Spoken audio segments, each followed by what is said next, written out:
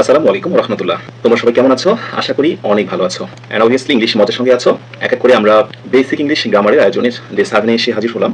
So আমরা আজকে শুরু করছি ডে 7। ডে 7 এর শুরুতেই আমরা একটু মনে করে দিতে চাই আমাদের ঝুড়িতে কি সঞ্চয় হলো, আমরা কি পেলাম। প্রথমত আমরা লেটার শিখেছিলাম, সেখান থেকে মালা তৈরি হলো ওয়ার্ড, মনে আছে?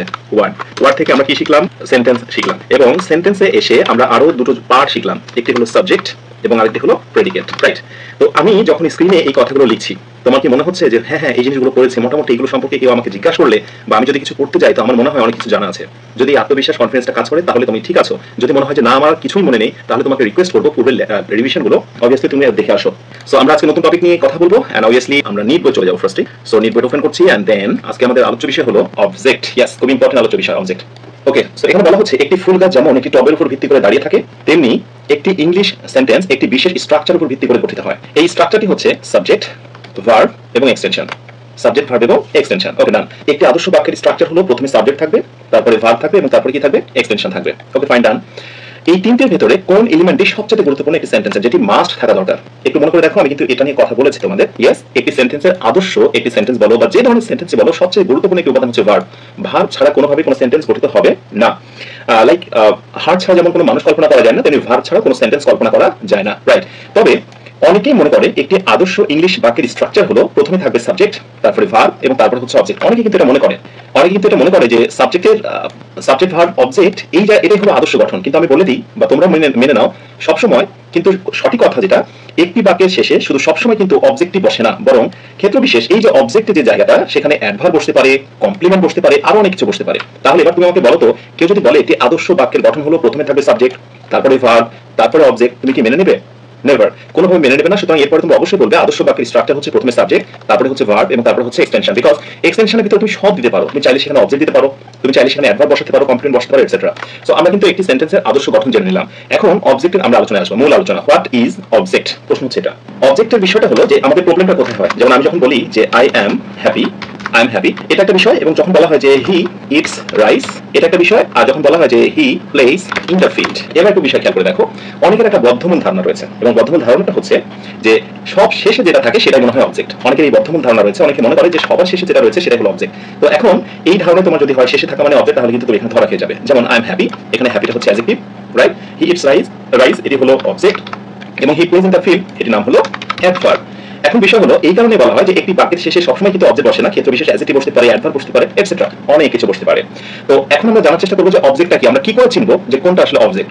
সিম্পল ওয়েতে আমরা বলি, ভার্বকে যদি আমরা এই যে ভার্বকে যদি আমরা কি দিয়ে অথবা কাকে দিয়ে প্রশ্ন করে আমরা উত্তর পাই, সেই ওয়ার্ডটি হলো মূলত অবজেক্ট। ভালো করে বুঝে নাও। হি ইটস, সে খায়। কি খায় প্রশ্ন করছে, এখানে কি দিয়ে প্রশ্ন করছে? সে কি খায়? রাইস খায়। আচ্ছা, আমি কি এখানে প্রশ্ন করতে পারবো কাকে খায়? এটা কি বলা সম্ভব? না, আমরা বরং এটা বলতে পারি কি খায়। তো যখন কি খায় বলে প্রশ্ন করবো, তখন কি উত্তর আসবে? রাইস খায়, ভাত খায়। ভাতকে কি দিয়ে প্রশ্ন করলে যে উত্তর পাওয়া যায় সেটি হলো অবজেক্ট। আচ্ছা, আই এম হ্যাপি, তুমি এবার এম কে প্রশ্ন করো, আমি হই সুখী, আমি কি হই? অনেকে মনে করতে পারে এখানে কি দিয়ে প্রশ্ন করা যায়। না, মনে রাখতে হবে এম ইজ আর ওয়াজ আর যদি কখনো বাক্যের মেইন ভার্ব হয়, এম ইজ আর ওয়াজ আর যদি বাক্যের মেইন ভার্ব হয়, সেক্ষেত্রে এটাকে কখনোই হোয়াট দিয়ে প্রশ্ন করা যাবে না, মানে অবজেক্ট খোঁজার ট্রাই করা যাবে না। এই জায়গাটা যেটা থাকবে সেটা নাম হচ্ছে অ্যাডজেক্টিভ, ওটা নাম হচ্ছে কমপ্লিমেন্ট। ওটা আমি তোমাদের পরে শেখাবো, শুধু এইটুকু মেনে নাও। এম ইজ আর ওয়াজ আর ব্যতীত যদি অন্য কোনো ভার্ব থাকে, সেই ভার্বকে যদি আমরা হোয়াট দিয়ে প্রশ্ন করতে পারি, কি খায়, কি নেয়, রাইট? কি খায়, কি নেয়, এভাবে প্রশ্ন করে যদি একটা উত্তর পাই, তাহলে এই যে উত্তরটা পাচ্ছি এইটার নাম হলো অবজেক্ট। আচ্ছা, এবার আসো, he plays in the field, সে মাঠে খেলে। সে মাঠে খেলে, কোথায় খেলে? প্রশ্ন করতে পারছো কোথায় খেলে। আচ্ছা, আমাকে এখানে কোথায় দিয়ে কোনো প্রশ্ন আছে? খেয়াল করে দেখো তো, কোথায় দিয়ে কোনো প্রশ্ন আছে? নেই। সো আমি কি এখানে বলতে পারবো কি খেলে? মাঠে খেলে। আমি তো ফুটবল খেলার কথা বলিনি, সে মাঠে খেলে। তাহলে আমি কি দিয়ে প্রশ্ন করতে পারছি না? কি। অতএব যেহেতু কি দিয়ে প্রশ্ন করতে পারছি না, অতএব এটা কিন্তু কোনোভাবেই কি হতে পারে না? অবজেক্ট হতে পারে না। কিন্তু আমি যদি বলি যে হি প্লেস, ভালো করে বুঝে নাও, he plays football, he plays football, এবার আমি প্রশ্ন করছি সে ফুটবল খেলে। এইবার আমি ভার্বকে প্রশ্ন করবো হোয়াট দ্বারা। ভার্বকে যদি আমরা কি দিয়ে প্রশ্ন করি, তাহলে যে উত্তরটা আমরা পাচ্ছি সেটার নাম কি? সেটার নাম হচ্ছে অবজেক্ট। তুমি খেয়াল করে দেখো, একই ভার্ব, কিন্তু তুমি প্রশ্ন কিন্তু দুটাকে হোয়াট দিয়ে করতে পারছো না। সে মাঠে খেলে, কি খেলে কোনো উত্তর নেই। কোথায় খেলে প্রশ্ন আছে, উত্তর আছে। কোথায় খেলে? মাঠে খেলে। কোথায় দিয়ে উত্তর দিলে আমরা যখন হোয়াই দিয়ে কোনো প্রশ্ন করবো তখন সেটা অ্যাডভার্ব পাবো, বাট যখন আমরা হোয়াট দিয়ে কোনো প্রশ্ন করবো তখন আমরা কি পাবো? অবজেক্ট পাবো। ওই কথাটা বলা আছে, হোয়াট দিয়ে ভার্বকে প্রশ্ন করলে বা হোম দিয়ে প্রশ্ন করলে, হোমের উত্তরটা আমি দেখাচ্ছি, সেক্ষেত্রে আমরা কি পাবো? অবজেক্ট পাবো। লেটস সি, এই এক্সাম্পলটা দেখো তোমরা, নরমালি বইটা বের করো। They gave me a flower. Gave, তারা আমাকে একটি ফুলদানি দিয়েছিল। কোনো ফুল দেয়নি, শুধু ফুলদানি দিয়েছে। আচ্ছা, they gave me a flower, তারা আমাকে একটি ফুলদানি দিয়েছিল। প্রশ্ন হচ্ছে এবার কি দিয়েছিল প্রশ্ন করছি, কিন্তু কি দিয়েছিল দেখো, হোয়াট দিয়ে কিন্তু প্রশ্ন করা যাচ্ছে। কি দিয়েছিল? এ ফ্লাওয়ার ভাস, একটি ফুলদানি দিয়েছিল। প্রশ্ন করছি হোম, কাকে দিয়েছিল? আমাকে দিয়েছিল। তাহলে নিশ্চিত হয়ে যাও মি এটাও একটি অবজেক্ট, এ ফ্লাওয়ার ভাস এটিও একটি অবজেক্ট। সো দুইটা জায়গাতে তোমরা আন্ডারলাইন করো, রাইট? সো এখান থেকে কিন্তু একটা জিনিস আমরা বুঝে নিলাম, এখান থেকে আমরা একটা জিনিস বুঝে নিলাম যে একটা বাক্যে অবজেক্ট সবসময় একটা না, একের অধিকও থাকতে পারে, একের অধিক অবজেক্ট থাকতে পারে। বাট এক্ষেত্রে একটা বিষয় মনে রাখতে হবে, যখন একটা বাক্যে ভার্বের পর এই তো ভার্বের পরে যখন অবজেক্ট দুইটা থাকে, তখন এর ভিতরে একটা থাকবে ব্যক্তিবাচক এবং আরেকটা থাকবে বিষয়বস্তুবাচক। দেখো মি কিন্তু ব্যক্তি, মানুষ, এ ফ্লাওয়ার ভাস এটা বিষয়বস্তুর মধ্যে চলে যায়, এটি মানুষ নয়। তাহলে একটি বাক্যে যদি একের অধিক অবজেক্ট পাওয়া যায়, তাহলে একটা থাকবে ব্যক্তি, একটা থাকবে বস্তু। এখন আমরা এটাকে কিভাবে সাজাবো লেটস সি। যেমন আমি কি এই বাক্যটাকে এভাবে বলতে পারবো, দে গেভ মি, মিটাকে এই পাশে দিলাম আর এই ফ্লাওয়ার ভাসটাকে আমি এই পাশে দিলাম। তোমাদের মতে কি মনে হচ্ছে, অবজেক্ট কি আমি এভাবে চেঞ্জ করতে পারবো? বুঝে নাও একটু, অবজেক্ট দুইটা বসতেই পারে, তাহলে কি আমি এবার ডিসঅর্ডার করে ওলট পালট করে বসাতে পারবো? কোনোভাবে বসাতে পারবো? তো যেটা বলছিলাম যে তোমাদের মতে কি এটাকে আমি চেঞ্জ করতে পারবো? নেভার। ইংলিশে কিছু অর্ডার রয়েছে, অর্ডারটা হলো এটা পাশে তোমরা লিখে নাও, যখন অবজেক্ট এরকম দুইটা হবে তখন আগে বসবে হচ্ছে পারসন, ব্যক্তি, আর পরে বসবে থিং মানে বিষয়বস্তুবাচক, অথবা বললাম ফ্যাক্ট কোনো বিষয়বস্তুবাচক। পাশে একটু ছোট্ট করে নোট করে নাও, এই কথাটা আমার নিচে দেওয়া আছে, আমি বরং তোমাদের বলবো যে এখানে তোমরা একটু নোট করে নাও। আগে বসবে পারসন আর পরে বসবে হচ্ছে বিষয়বস্তুবাচক। এখন এর নিচে আমি একটু নিচে নামলাম, এখানে দেখাতে কিন্তু এই কথাগুলো বলা আছে, এই নোটটাই তোমরা একটু আন্ডারলাইন করো বা আগে রাখো। সর্বদাই সব বাক্যে কিন্তু দুইটি অবজেক্ট থাকে না, যেমন এখানে তোমরা দুইটা অবজেক্ট দেখতে পেলে, সবসময় কিন্তু দুইটা অবজেক্ট থাকে না। আচ্ছা তার আগে আরেকটি কথা বলি, এই যে মি একটা অবজেক্ট আর ফ্লাওয়ার একটা অবজেক্ট বা ফ্লাওয়ার ভাস একটা অবজেক্ট, তুমি কি প্রুভ করতে পারবে? তোমাকে যদি কেউ বলে যে মি একটা অবজেক্ট আর ফ্লাওয়ার ভাস হচ্ছে এই বাক্যের অবজেক্ট, তুমি কি প্রুভ করতে পারবে? ভালো করে বুঝো, হ্যাঁ তুমি পারবে। কিভাবে? ওই যে দেগে তারা দিয়েছিল, কাকে দিয়েছিল? আমাকে। কি দিয়েছিল? Flower vase. কাকে এবং কি দিয়ে প্রশ্ন করে আমরা যে উত্তর পাই সেটি হলো অবজেক্ট। আই হোপ এটা প্রুভ করতে পারবে। এন্ড নেক্সট যে বিষয়টি জেনে নিলাম, সব বাক্যে কিন্তু দুইটা করে অবজেক্ট থাকে না, তার প্রমাণ কিন্তু একটু আগে দেখেছো তোমরা, হি প্লেজ ফুটবল। দেখো এখানে কিন্তু অবজেক্ট একটা, আর অবজেক্ট কিন্তু এখানে কয়টা? দুইটা। তার মানে অবজেক্ট একটা হতে পারে, দুইটা হতে পারে। ওকে ডান। এবার আসি নেক্সটে, কাইন্ডস অফ অবজেক্টস। এবার অবজেক্টের প্রকারের কথা বলবো আমরা। অবজেক্ট হলো দুই প্রকার, মেনে নাও, জানতাম না আজকে জানলাম, মেনে নিলাম। অবজেক্ট দুই প্রকার, প্রথমটা হচ্ছে ইনডিরেক্ট অবজেক্ট এবং আরেকটা নাম হচ্ছে ডিরেক্ট অবজেক্ট। ভয় পাওয়ার কোনো কারণ নেই। ইনডিরেক্ট মানে হচ্ছে ব্যক্তি, সহজ কথায়, আর ডিরেক্ট অবজেক্ট মানে হলো বিষয়বস্তুবাচক। খুব সিম্পল। সো ইনডিরেক্ট মানে হলো ব্যক্তি আর ডিরেক্ট মানে হলো বিষয়বস্তু। আচ্ছা এবার আমি একটু উপরে তুললাম তোমাদের, এটাকে আমি শর্ট করে দিয়ে তোমাদের বোঝাতে যেন সুবিধা হয়। আচ্ছা এবার আমাকে বলো তো, মি আর হলো এ ফ্লাওয়ার, এই কোনটার মধ্যে ইনডিরেক্ট আর কোনটার মধ্যে ডিরেক্ট, দেখো তো বুঝতে পারছো কিনা? আমার তো মনে হয় খুবই সিম্পল ব্যাপার, যেহেতু ব্যক্তিবাচক, রাইট, যেহেতু ব্যক্তিবাচক অতএব এটার নাম হচ্ছে indirect, R a flower vase বিষয়বস্তুবাচক অতএব বিষয়বস্তুবাচক, অতএব তার নাম কি হবে? ডিরেক্ট অবজেক্ট হবে। সিম্পলি আমরা কিন্তু গ্রামার শিখছি, গ্রামার কিন্তু লজিক দিয়ে চলে। সো আমরা বুঝে নিলাম যে অবজেক্ট হচ্ছে দুই প্রকার। এবার দুই প্রকার অবজেক্টের কিছু রহস্য আমি তোমাদের কাছে বলবো। এখানে প্রথমত দেখো, হি গেভ শেল্টার, সে আশ্রয় দিয়েছিল। শেল্টার এটা কি কোনো মানুষ? না, মানুষ না। তাহলে এটার নাম কি? ডিরেক্ট অবজেক্ট, সুন্দর করে পাশে বলা আছে। Okay, I sing a song. Okay, song এটি কি অবজেক্ট? কি করে প্রমাণ করবো? আই সিং, আমি গাই। কি গাই? গান গাই। কি দিয়ে প্রশ্ন? হি গেভ, সে দিয়েছিল। কি দিয়েছিল? শেল্টার দিয়েছিল, আশ্রয় দিয়েছিল, রাইট, প্রশ্ন করতে পারছিল, সে সেটার নাম হলো অবজেক্ট। এখন এখানে কিন্তু এই কথাটা বলা আছে, এ সং একটি অবজেক্ট, ডান। এবার আমি তোমাকে যদি বলি এ সং শেল্টার, এটা তো অবজেক্ট, এটা কি ধরনের অবজেক্ট? এটা কি ইনডিরেক্ট নাকি ডিরেক্ট? কি বলবে? অবভিয়াসলি বুঝে ফেলেছো, যেহেতু শেল্টার হচ্ছে বিষয়বস্তুবাচক, এটি কোনো মানুষ নয়, অথবা এটার নাম হচ্ছে ডিরেক্ট অবজেক্ট, ডান। আর একটু নিচে আমি, আওয়ার টিচার হেল্পড আস, আমাদের শিক্ষক আমাদেরকে সাহায্য করেছিল। কাকে সাহায্য করেছিল? আমাদেরকে। কাকে দিয়ে প্রশ্ন করতে পারছি? এবার প্রশ্ন হলো আজ এই অবজেক্টটাকে আমরা কি বলতে পারি? ব্যক্তিবাচক, তাহলে এটার নাম ইনডিরেক্ট। সে স্পিক্স ইংলিশ, সে ইংরেজিতে কথা বলে। সে কিসে কথা বলে? কি কথা বলে? ইংলিশে কথা বলে। কি দিয়ে প্রশ্ন করতে পারছি? অবজেক্ট। কি অবজেক্ট? বলো, বিষয়বস্তুবাচক, direct object. The police told me the real story, এইবার আসো, the police told me, me একটা অবজেক্ট, দ্য রিয়েল স্টোরি হচ্ছে অবজেক্ট। তাহলে অবজেক্ট এখানে কয়টা? দুইটা। এইবার একটা হলো ব্যক্তিবাচক, আমি একটু রেড করে দিচ্ছি, এবং আরেকটি হলো বিষয়বস্তুবাচক। ওকে, সো এইটা হলো কি বলতো, এটার নাম হলো ইনডিরেক্ট আর এটার নাম হলো ডিরেক্ট। এই কথাটা আমি একটু আগে তোমাদের বলেছিলাম, দুইটি অবজেক্ট যদি একটি বাক্যে একসাথে বসে তাহলে কিন্তু তারা একটা সিকোয়েন্স মেনে চলে। সেই সিকোয়েন্সটা কি? সেই নিয়মটা হলো প্রথমে বসবে ইনডিরেক্ট অবজেক্ট আর তারপরে বসবে ডিরেক্ট অবজেক্ট। এটা তো মেনে নিয়েছো যে একসাথে দুইটা বসলে প্রথমে বসবে ব্যক্তি, তারপরে বসবে বিষয়বস্তু। মনে রাখতে পারো এভাবে, আমি শর্টকাট টেকনিক দিয়েছি, আইও মানে ইনডিরেক্ট অবজেক্ট, ডিও মানে ডিরেক্ট অবজেক্ট। তাহলে এভাবে মনে রাখবে, একসাথে দুটি অবজেক্ট বসতে চাইলে আইও প্লাস ডিও, আইও প্লাস ডিও, আইও প্লাস ডিও, রাইট। এখন বিষয় হলো, কোনো একদিন যদি এই দুজনের মধ্যে ঝগড়া লাগে, মি এবং দ্য রিয়েল স্টোরি, এই দুইটা অবজেক্টের ভিতরে ঝগড়া লাগে, এবং যদি বলে তুই তো সারা জীবন আগে বসলি, আজকে তোকে আমার পরে বসতে হবে, তাহলে ব্যাপারটা কেমন হবে? রাইট, ওই কথাটা বলা হচ্ছে যে ডিরেক্ট অবজেক্টটাকে শুরুতে বসানো যেতে পারে, মাঝে একটা প্রিপোজিশন নিতে হবে, তো বেসিক্যালি টু এবং ফর বসে, এবং তারপরে বসাতে হবে ইনডিরেক্ট অবজেক্ট, রাইট। সো এইভাবে মনে রাখতে পারি আমরা, ডিরেক্ট অবজেক্ট ডিও, মাঝে প্রিপোজিশন এই টু বা ফর, এবং তারপরে হচ্ছে আই ও, ওই যে মানে ইনডিরেক্ট অবজেক্ট। কি বুঝলে না তো? আচ্ছা, ব্যাপারটা একটু ক্লিয়ার করে দিই, নিচে একটু খেয়াল করো। ফর এক্সাম্পল, আগে এটা দেখো, she sent me an email, সে আমাকে একটি ইমেল পাঠিয়েছিল। পাঠিয়েছিল, কাকে পাঠিয়েছিল? আমাকে, অবজেক্ট। কি পাঠিয়েছিল? অ্যান ইমেল, একটা অবজেক্ট। তাহলে দেখো তো অবজেক্ট কয়টা? দুইটা। প্রথমে দেখো তো আইও, ইনডিরেক্ট। পরেরটা হচ্ছে ডিরেক্ট। দেখো তো ডিরেক্ট ঠিক আছে কিনা? ঠিক আছে, রাইট। এবার ওই যে বললাম তুমি চাইলে এইটাকে একটু ডিসঅর্ডার মানে একটু ওলটপালট করতে পারো। কেমন? দেখো অ্যান ইমেলটা তুমি শুরুতে দিয়েছো, ওকে, আর এই যে মিটা দিয়েছো কোথায়? শেষে দিয়েছো, বাট মাঝে কিন্তু এবার কি বসে আছে তুমি সেটা লক্ষ্য করো, সেটা কিন্তু প্রিপোজিশন বসেছে। লক্ষণীয়, এই সেন্টেন্সের বাংলা অর্থ যা, এই সেন্টেন্সের বাংলা অর্থ তাই, কোনো পরিবর্তন নেই, শুধু গ্রামারের একটা পরিবর্তন ধরা মিলেছে। কি? কোনো প্রিপোজিশন নেই আর এটাতে প্রিপোজিশন হয়েছে। এখন ধরো তোমার বেসিকের অবস্থা যদি খারাপ হয় তাহলে কি প্রবলেমটা তুমি ফেস করবে সেটা তোমাকে আমি দেখাই। লাইক তোমাকে এরকম একটি কোশ্চেন দেওয়া হলো, কোশ্চেন দিয়ে বলা হলো যে choose the correct sentence, choose the correct sentence, সঠিক সেন্টেন্সটি খুঁজে বের করো। আচ্ছা এবার আমাকে বলো তো এই দুটো বাক্য তোমাকে দিয়ে যদি বলা হয় সঠিক সেন্টেন্সটি খুঁজে বের করো, তাহলে এবার আমাকে বলো তো তোমার কাছে মানে তুমি যদি নিয়ম না জানতে, তুমি আজকের ক্লাসে একটা না হতে, ভালোদের কথা আমি বলছি না, তুমি ভালো হলে তুমি এগুলো জানো, আমি জানি, আমি বেসিক থেকে শুরু করেছি তো, সো বেসিক ব্যাপারটা দেখছি। এখন বিষয়টা হলো যে তুমি আমাকে বলো যে তোমার কাছে কি রাইট মনে হতো এই দুইটা সেন্টেন্সের ভিতরে। হয়তো তুমি এটা মনে করতে, এটা দিকে নজর তুমি হয়তো নাও দিতে, বাট তুমি কি জেনে গেলে যে না এখানে বোথ আর কারেক্ট, এ নাম্বারটা রাইট আবার বি নাম্বারটা রাইট। এখন তোমাকে যদি কেউ প্রুভ করতে বলো তুমি কি প্রুভ করতে পারবে? অবশ্যই প্রুভ করতে পারবে। আগে হচ্ছে আইও, ইনডিরেক্ট অবজেক্ট, পরে হচ্ছে ডিরেক্ট। আর যদি ডিরেক্টটা আগে বসে ইনডিরেক্টটা পরে বসে তাহলে মাঝে কি বসবে? প্রিপোজিশন বসবে, রাইট। এখন দেখো এই সেম জিনিসটা তুমি যখন জেনে ফেলছো তোমার আরেকটা সুবিধা হচ্ছে, লাইক আমরা যখন ফিল ইন দ্য গ্যাপ করতে যাই সেই ফিল ইন দ্য গ্যাপে কিন্তু খুব সমস্যা ফেস করি। লাইক এরকম আমি বললাম যে he presented a nice gift dot dot me. এই ফিল ইন দ্য গ্যাপের ক্ষেত্রে এখন তোমাকে এখানে বলা হচ্ছে যে কি বসাবে। তুমি কি টু বসাবে? Option B. তুমি কি ফর বসাবে? Option C. তুমি কি উইথ বসাবে? নাকি অপশন ডিতে বলছো যে নান, কোনোটি বসবে না। এবার তুমি বুঝে নাও যে আসলে এই জায়গাটায় কি বসবে। আর এই যে আমরা বসাতে পারি বা পারি না, এই না পারার পেছনে রিজনটাই হলো এই ইনডিরেক্ট ডিরেক্ট অবজেক্টে আমরা ব্যাপারটা বুঝি না। এবার কিন্তু বুঝে গেছো যে he presented a nice gift, বিষয়বস্তুবাচক আগে চলে এসেছে, ব্যক্তি পরে চলে এসেছে, তার মানে মাঝে প্রিপোজিশন যে বসবে এই ব্যাপারে তুমি নিশ্চিত। নাম তো কোনোভাবেই নয়, প্রিপোজিশন একটা বসবে, বিকজ এটা আমাদের সূত্রতে বলা ছিল। সো রাইট তো বসে দাও। সে একটি সুন্দর গিফট দিয়েছিল আমার জন্য বা আমাকে, অনেক হয়তো মনে করতে পারো এক্ষেত্রে এখানে ট্রু হতে পারে, ফলো হতে পারে, দুইটা রাইট। আমাকে দিয়েছিল অথবা আমার জন্য দিয়েছিল, বোথ আর কারেক্ট। ইয়েস, এই যে প্রচুর কমেন্ট করছো, ডান।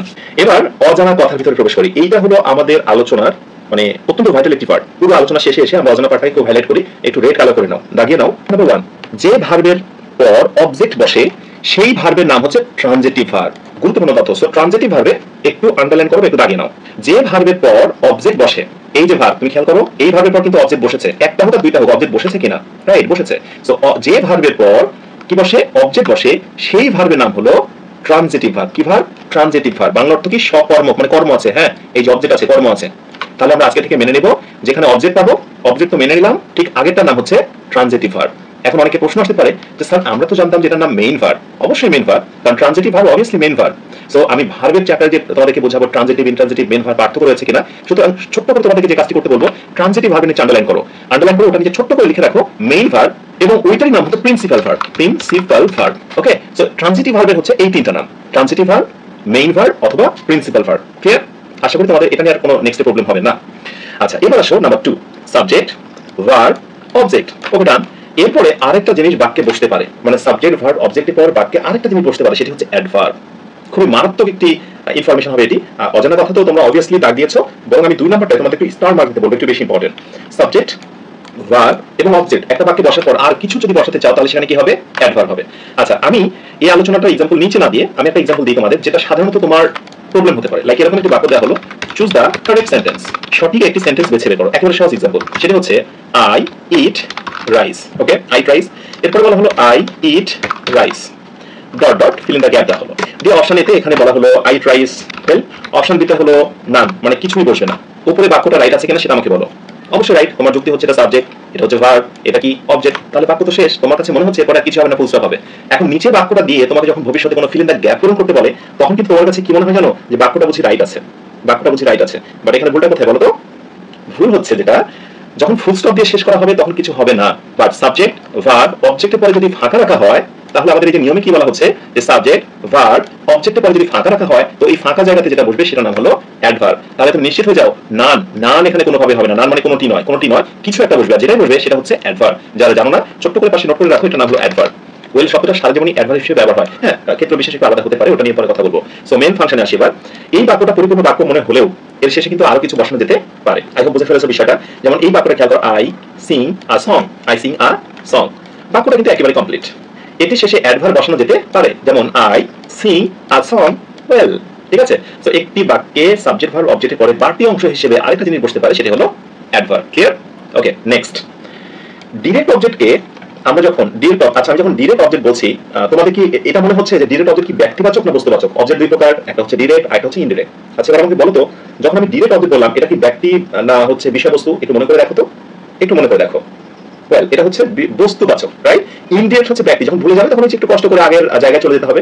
Indirect, right? এটা ব্যক্তিবাচক, আর ডিরেক্ট হচ্ছে বিষয়বস্তুবাচক। তাহলে এখানে আসো, আমি যখন বলছি ডিরেক্ট, ডিরেক্টটা কি বস্তুবাচক, এটা নিচে একটু বস্তুবাচক লিখে রাখো। যখন আমরা ভয়েস চেঞ্জ করা শিখবো তখন সেটার নাম হচ্ছে রিটেন অবজেক্ট। বুঝলে না তো? চলো একটু বুঝিয়ে দিই তোমাদের।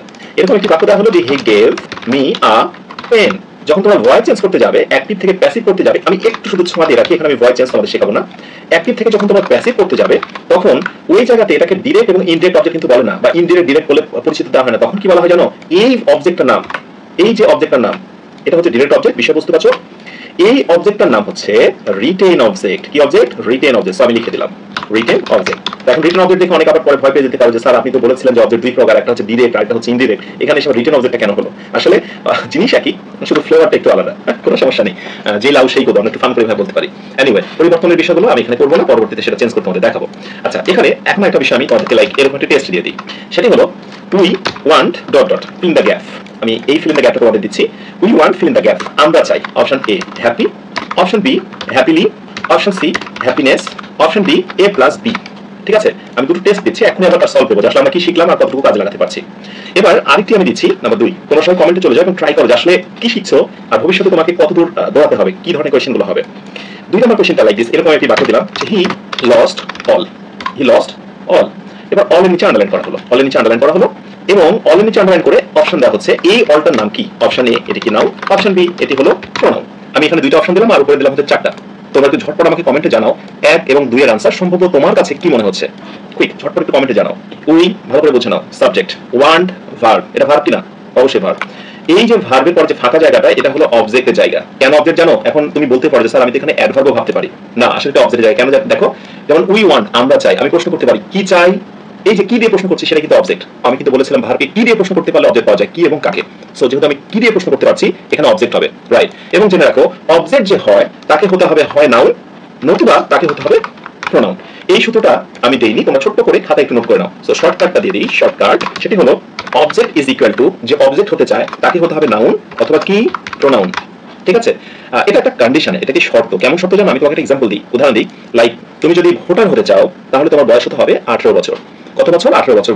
তেমনি তুমি যদি অবজেক্ট হতে চাও, এই অবস্থানে বসতে চাও, তাহলে তোমাকে অবশ্যই কি হতে হবে, কি বানিয়ে নিতে হবে, নাউন অথবা প্রোনাউন। কন্ডিশন হতে হবে, এটা গ্রামার, মনে রেখো গ্রামার একটি সংবিধানের মতো, চাইলে আমি তুমি চেঞ্জ করতে পারবো না। সো রাইট উত্তর হচ্ছে অবজেক্ট, আর অবজেক্ট হতে গেলে তাকে নাউন অথবা কি হতে হবে, প্রোনাউন। সুতরাং যতগুলো অপশন রয়েছে সবগুলো ভেতর থেকে আমি খুঁজে বের করবো কি জানো?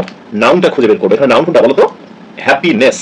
এর আগেও কিন্তু আমি হ্যাপিনেস দিয়েছিলাম, আমি এখানে অন্য ওয়ার্ড দিতে পারতাম, কিন্তু আমি এখন যেহেতু ওয়ার্ড ফাংশন নিয়ে কাজ করছি না, সেজন্য অল্টারনেটিভ কিছু দিচ্ছি না। সো এখানে রাইট উত্তর হচ্ছে হ্যাপিনেস। যারা জানো না তারা একটু জেনে রাখো, কোনো শব্দের শেষে যখন নেস থাকে তখন কিন্তু তার নাম হয়ে যায় নাউন। আমি শর্টকাটে একটু নাউন দিয়ে রাখলাম। ওকে, সো রাইট উত্তর হচ্ছে সি। এখানে কংগ্রাচুলেশন যারা পেয়েছো, উই ওয়ান্ট হ্যাপিনেস। এবার নাম্বার 2 আসো, হি লস্ট, সে সব হারিয়েছে। কি হারিয়েছে? সব হারিয়েছে। সো ভার্বের পরে এই জায়গাটা যে বসতে পারে তাকে কি বলা যেতে পারে? হয় নাউন নতুবা কি প্রোনাউন বলা যেতে পারে। এটি প্রোনাউন নয়, অবজেক্টের একেবারে শেষের দিকে যদি অল থিং হতো, অল ওয়েলথ হতো, তাহলে অলটা অন্য কিছু হতো। প্রথম কথা মনে রেখো, অল যখন একা একা বসে অবজেক্ট পজিশনে, এটা কিন্তু অবশ্যই তখন প্রোনাউন হবে। এটা প্রোনাউন, এটা অবজেক্ট। কেন অবজেক্ট? হি লস্ট, সে হারিয়েছিল। কি হারিয়েছিল? সব হারিয়েছিল। এটা অবজেক্ট। আর অবজেক্ট যে হতে চায় তাকে হতে হবে নাউন অথবা কি প্রোনাউন। এটি আমরা প্রোনাউন বলতে পারবো না, আমার মিসিং হয়েছে। এটি হলো অবভিয়াসলি নাউন। ঠিক আছে, বাক্যের শেষে অল কখনোই শুধু শুধু একা প্রোনাউন হিসেবে বসতে পারে না। ক্লিয়ার? সো এটা তোমরা একটু ঝটপট জানিয়ে দাও। অনেকের মনে প্রশ্ন আসতে পারে কিন্তু যে অল তো বেসিক্যালি প্রোনাউন হতে পারে, কিন্তু না, ট্রানজিটিভ ভার্বের পর যখন অল বসবে সেটি নাউন হয়ে যাবে। ক্লিয়ার? সো এবার আমাকে জানাও তো দুটো আনসারই কার কার হয়েছে? অনেকের 2টা হয়েছে।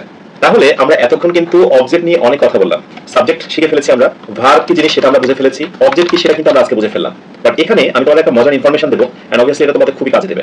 আমি তোমাকে একটা কথা বললাম, সেটি হলো দা ফেট। যারা জানো না একটু জেনে নাও, ফেট মানে হচ্ছে ভাগ্য। The fate of many people, the fate of many people, এখানে ইজ অথবা are seen is not good enough. আচ্ছা, এরকম কিছু, আর নট গুড এনাফ দিলাম, গুড ইনাফ। এবার আমি তোমাদেরকে অন্য একটা জায়গায় নিয়ে যাচ্ছি, যেহেতু আমাদের আলোচনাটার ভিতরে সাবজেক্ট রয়েছে, ভার্ব, এটা আলোচনা চলছে, মানে সাবজেক্ট তো হয়ে গেছে, ভার্বে কিছু আলোচনা, অবজেক্ট নিয়ে তো কথা চলছে। এখন আমি তোমাদেরকে যদি বলি the fate of many people is অথবা আর নট গুড ইনাফ, এই বাক্যটা ঠিক এক্সাক্ট এখানে তুমি কি বসাতে পারবে? তুমি একটু বসাতো। তোমার কাছে কি মনে হচ্ছে? অনেক মানুষের ভাগ্য খুব বেশি ভালো নয়, ফেট মানে হচ্ছে ভাগ্য, অনেক মানুষের ভাগ্য খুব বেশি ভালো নয়। রাইট উত্তর কি দেবে? ওকে, সো এখানে আমি একটু বলে দিই, রাইট উপর হচ্ছে ইজ। কেন ইজ হবে? কারণ দ্য ফেট, অনেক মানুষ হতে পারে কিন্তু আলোচ্য বিষয় হচ্ছে অনেক মানুষের ভাগ্য। অনেক মানুষ হতে পারে কিন্তু অনেক মানুষের ভাগ্য খুব বেশি ভালো নয়। সো আমার মূল ফোকাসটা হচ্ছে ফেট বা হচ্ছে ভাগ্য। এখানে আমার একটা প্রশ্ন, আমি যে জায়গাটা মানে যে সমস্যার কারণে এটা যদি আমার গত ক্লাসে আলোচনা করা উচিত ছিল সাবজেক্ট এবং প্রেডিকেট অংশে, আমি এখানে একটু বলছি। আচ্ছা, তোমাকে আমি যদি বলি এই বাক্যের সাবজেক্ট কোনটুকু, সাবজেক্ট কোনটুকু বলতে পারবে? না জানলে জেনে রাখো, the fate of many people, এই সবটুকু নাম হচ্ছে সাবজেক্ট। ভালো করে বুঝে নাও, সবটুকু নাম কি? সাবজেক্ট। কিন্তু তুমি জানো দ্য ফেট এটার নাম কি? এটার নাম কি জানো? জানো না মেবি, আজকে থেকে জেনে রাখো সাবজেক্ট অনেক বড় হতে পারে কিন্তু প্রিপজিশন যদি থাকে, এই যে প্রিপজিশন আছে না, অফ, উইথ, টু, অ্যাট, এগুলো প্রিপজিশন। সাবজেক্ট অনেক বড় হতে পারে কিন্তু সেখানে যদি কোনো প্রিপজিশন থাকে, প্রিপজিশনের ঠিক আগেরটার নাম হচ্ছে হেড ওয়ার্ড। যারা জানো না তারা একটু আজকে নোট করে নাও। হেড ওয়ার্ড আমার এই বইয়ে কোনো একটা জায়গাতে আছে, সেটা আমি ক্লিয়ার করে দেবো। Head word plus preposition, head word plus preposition, এটা যেন সবার মনে থাকে। প্রিপজিশন যদি কোথাও থাকে তাহলে তার আগেরটার নাম হচ্ছে হেড ওয়ার্ড। তোমাকে এখানে বেশি কিছু বুঝতে হবে না, শুধু জেনে রাখো যে ইংরেজিতে হেড ওয়ার্ড নামের একটা জিনিস আছে এবং সেটা প্রিপজিশনের আগে থাকে। এবং প্রসঙ্গত এইটুকু বলে রাখি, হেড ওয়ার্ডের অনেকগুলো জায়গা আছে, অনেক জায়গাতে বসে। আমি আজকে শুধুমাত্র একটা দেখিয়ে দিলাম যে সাবজেক্ট অনেক বড় হতে পারে, সেই সাবজেক্টের ভিতরে যদি কোনোভাবে প্রিপজিশন থাকে, প্রিপজিশনের ঠিক আগেরটা নাম হলো হেড ওয়ার্ড। ক্লিয়ার? এই হেড ওয়ার্ডটা যদি হয় সিঙ্গুলার তাহলে ভার্ব হবে সিঙ্গুলার। ভালো করে বুঝে নাও। আর এই হেড ওয়ার্ডটা যদি হয় প্লুরাল, আমি একটা এক্সাম্পল দিই, একটু তাকিয়ে থাকো, ভালো করে বুঝতে হবে, খুবই কাজে দেবে। দ্য ফেট এটা হলো প্লুরাল। এইবার দেখো আমি ফেটস দিলাম, এটা প্রসঙ্গত বলি যে ফেট হচ্ছে ভাগ্য, আনকাউন্টেবল, এর সঙ্গে এর যুক্ত করা যায় না। আমরা ভাগ্যগুলো তো বলতে পারি না, আমি বোঝানোর জন্য আমি বলছি। দ্য ফেট এখানে ইজ দিলাম, কিন্তু যদি আমি বলতাম দ্য ফেটস, অনেক মানুষের ভাগ্যগুলো, তখন কি হতো? আর হতো। খেয়াল করেছো? হেড ওয়ার্ডটা সিঙ্গুলার, ভার্ব সিঙ্গুলার, হেড ওয়ার্ডটা প্লুরাল, ভার্ব কিন্তু প্লুরাল। সো এখান থেকে প্রমাণিত একটা বাক্যের ভার্ব কি সিঙ্গুলার হবে নাকি প্লুরাল হবে সেটা নির্ভর করবে কার উপরে? হেড ওয়ার্ডের উপরে, সাবজেক্টের উপরে নয়। অনেকে কিন্তু ঢালাও করে এটা বলে। অনেকে কি বলে জানো? অনেকে বলে যে সাবজেক্ট অনুযায়ী ভার্ব হয়। ভুল কথা, সাবজেক্টের হেড ওয়ার্ড অনুযায়ী ভার্ব হয়। কথা মনে থাকবে, সাবজেক্টের হেড ওয়ার্ড অনুযায়ী ভার্ব হয়। হ্যাঁ, এখানে একটা প্রশ্ন করি তোমাদের, যেমন হি ইজ হ্যাপি। আমি তোমাদের যদি বলি হি ইজ হ্যাপি, বলো তো এই বাক্যে হি এটা কি সাবজেক্ট? এটা কি সাবজেক্ট? অপশন বি, এটা হেড ওয়ার্ড।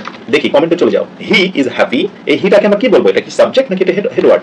দেখি, আলোচনা কিন্তু খুবই সাধারণ। কুইক কুইক কুইক, দ্রুত। আচ্ছা, এখানে এইটা নাম হলো সাবজেক্ট। এখন অনেকে ভাবতো যা বাবা স্যার আপনারা শিখালেন হেড ওয়ার্ড। হ্যাঁ, একটা বিষয় তোমাকে মনে রাখতে হবে, একটা ওয়ার্ড যদি হয় এবং সাবজেক্ট হয় তারপরে ভার্ব হয়, তাহলে মনে রাখতে হবে একটা ওয়ার্ড কখনোই হেড ওয়ার্ড হতে পারবে না। মনে থাকে জানো? হেড ওয়ার্ড হতে গেলে সেটাকে ফ্রেজ হতে হবে। হেড ওয়ার্ড হতে গেলে সেটাকে কি হতে হবে? ফ্রেজ। তাই পাশে ছোট্ট করে একটু নোট করে রাখো, head word is equal to, সেটাকে অবশ্যই ফ্রেজ হতে হবে। এখন অনেকে ভাবছো বাবা আবার ফ্রেজ কি জিনিস? ফ্রেজ কি জিনিস জানো? ফ্রেজ মানে হচ্ছে অনেক লম্বা কিছু, সহজ কথায়। আর এটা দেখো সিঙ্গেল একটা কিছু। সুতরাং সিঙ্গেল যদি একটা ওয়ার্ড হয় সেটাকে তোমাকে বলতে হবে সাবজেক্ট, বাট অনেক বড় যদি সাবজেক্ট হয় এটা অবশ্যই সাবজেক্ট, বাট তার ভেতরে থাকে হেড ওয়ার্ড। মনে থাকবে? সো সাবজেক্ট অনেক বড় হতে পারে কিন্তু হেড ওয়ার্ড হয় ছোট একটা। আর একটা ওয়ার্ড যদি হয় সেটাকে কিন্তু আবার হেড ওয়ার্ড বলা যাবে না। এই বিষয়টা তোমরা একটু ক্লিয়ার হয়ে যাও, আশা করি বুঝতে পেরেছো। আমরা কিন্তু বেসিকের ভিতরে আছি। ওকে, তাহলে এই হলো আমাদের আজকের আলোচ্য বিষয়, সাবজেক্ট, ভার্ব এবং অবজেক্ট। এবার সব শেষে আমি তোমাদেরকে একটা ছোট্ট টেস্ট দিচ্ছি যে আসলে তোমরা কি শিখলে, দেখা যাক। দে ফিনিশড দ্য টাস্ক। ফিনিশড নিচে আন্ডারলাইন করলাম, একটু কমেন্টে চলে যাও। এন্ড অবভিয়াসলি আমি এখানে বলছি এই ফিনিশড, অবভিয়াসলি এটাকে কি বলবো আমরা? এটা কি ট্রানজিটিভ ভার্ব? অপশন বি, এটা কি মেইন ভার্ব? এরপরে আমি সিতে বলবো এটা কি principal verb, principal verb, and ডিতে বলবো অল। সবটাই হতে পারে। প্রথম কোশ্চেন হচ্ছে এটা, একটু ট্রাই করতে পারো। ওকে, সো এই একটাই কোশ্চেন, বেশি কিছু দেবো না, শুধু একটাই। She finished the task. She finished, obviously ফিনিশডটাকে আমরা ট্রানজিটিভ ভার্ব বলবো। কেন ট্রানজিটিভ ভার্ব বলবো? বিকজ তারপরে কি আছে? একটি অবজেক্ট আছে। তারপরে কি আছে? একটি অবজেক্ট আছে। এন্ড এইটার নাম হলো ট্রানজিটিভ ভার্ব। আমরা কিন্তু বলে দিয়েছি ট্রানজিটিভ ভার্বের অপর নাম হলো মেইন ভার্ব এবং তারই অপর নাম হলো প্রিন্সিপাল ভার্ব। কারণ মেইন মানে যা, প্রিন্সিপাল মানে তাই। প্রিন্সিপাল মানে প্রধান, মেইন মানে প্রধান। সো রাইট উত্তর কি? অল। হাঁটি হাঁটি পাপা করে আমরা অ্যাডভান্সের দিকে এগোচ্ছি। ঠিক আছে?